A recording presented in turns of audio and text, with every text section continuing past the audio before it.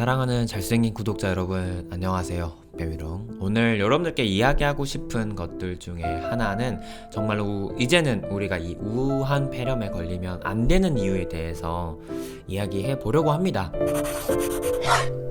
3월 초반만 해도 우리가 확진자 2등을 하고 있었지만 최근에는 10,000명이라는 숫자이지만 19등을 하고 있어요. 정말 많은 국가들이 엄청나게 많은 숫자가 일어나고 있는 상황이죠. 이탈리아, 스페인, 미국, 네덜란드, 터키, 러시아, 캐나다까지 확진자의 수가 정말 급증하게 되었습니다. 참 어찌 보면 우리나라의 좋은 의료 시스템, 방역 덕분에 이 정도로 마무리라고 하기는 그렇지만 아무튼 이렇게 흘러가고 있습니다. 물론 아직 더 우리나라도 강하게 해야 될 부분들이 있는데 그런 부분들만 좀 보완이 더 된다면은 충분히 이 전염병에서 극복해 나갈 수 있지 않을까 생각을 해요. 그래서 지금 이탈리아, 미국, 타 국가에서 들려오는 이야기를 하자면 너무나도 의료 물자가 부족하게 되어서 의료진들이 도망가는 상황도 발생하고 있고요. 또한 선택적 치료를 감행할 수밖에 없다.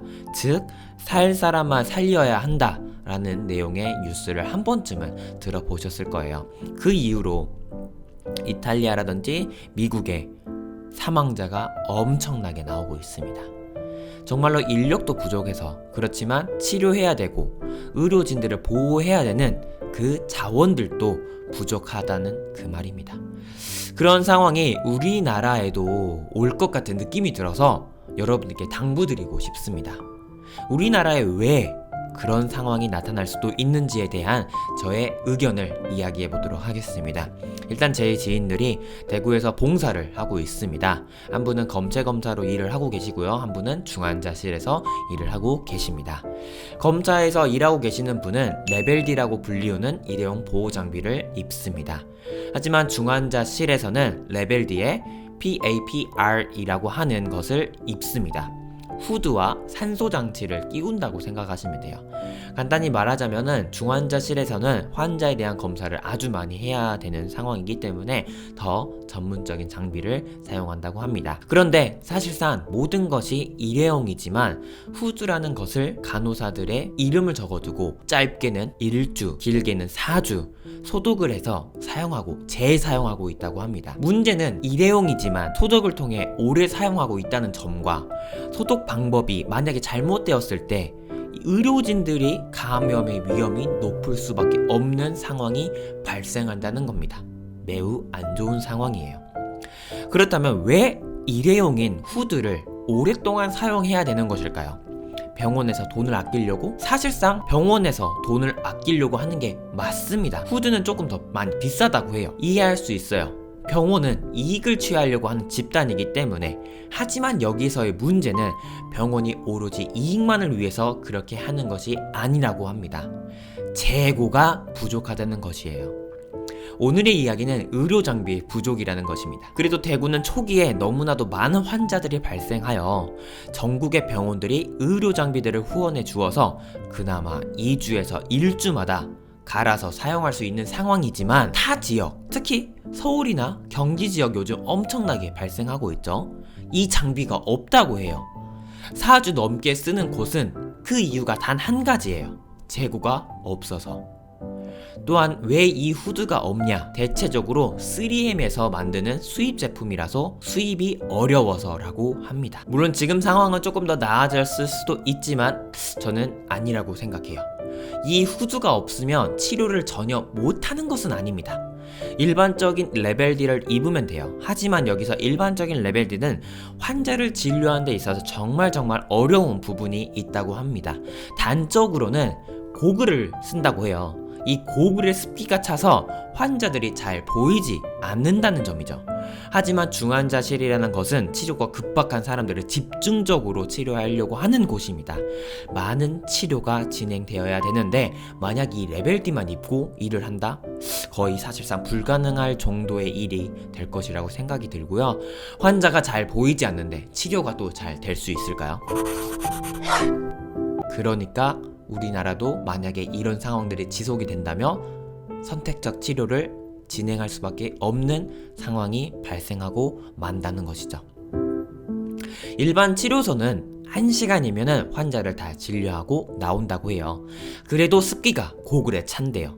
근데 기본 한 3시간 정도 들어가서 치료하고 나오는 중환자실의 간호사들이 이 레벨들만 있고 가능한 부분인가 생각이 듭니다.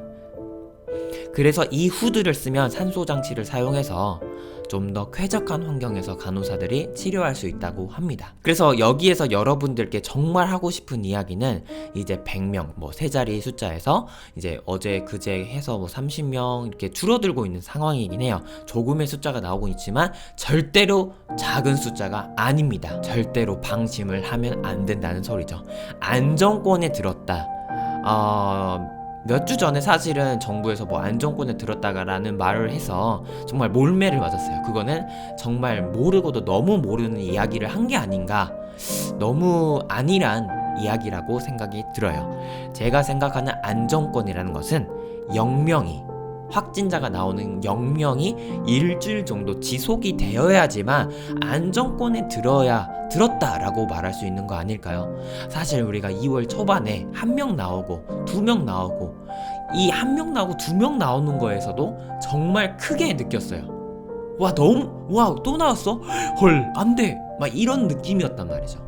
하지만 최근에 막 몇천 명 나오고 막 이러다 보니까 800명 나오고 막 이러다 보니까 사람들이 조금 감각이 둔해졌죠. 그러다 보니까 100명도 작아졌다고 생각을 했는데 정말 아니란 생각일 수밖에 없습니다. 30명도 너무나도 큰 숫자예요.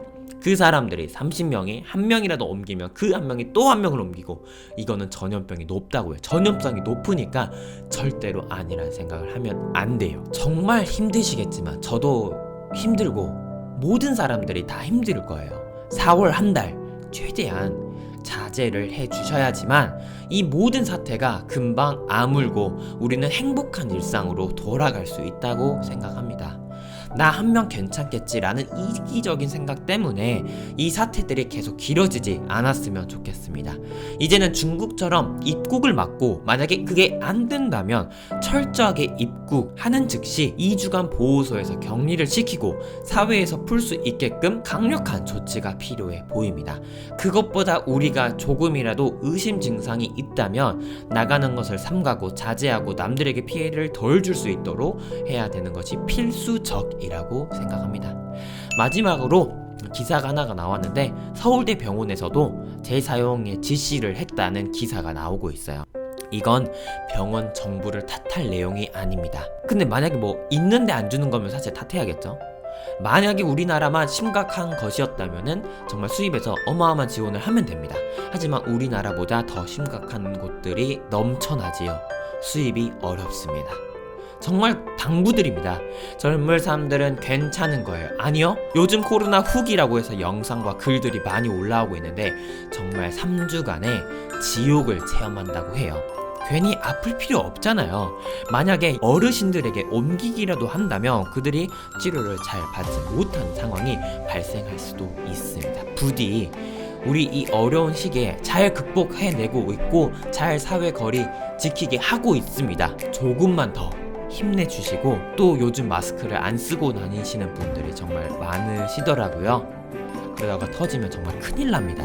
시청해주셔서 감사하고요. 저는 또 다른 소식이라든지 여러분들이 알고 있으면 괜찮을 만한 내용들을 알려드리도록 하겠습니다. 여러분들 건강 조심하시고요.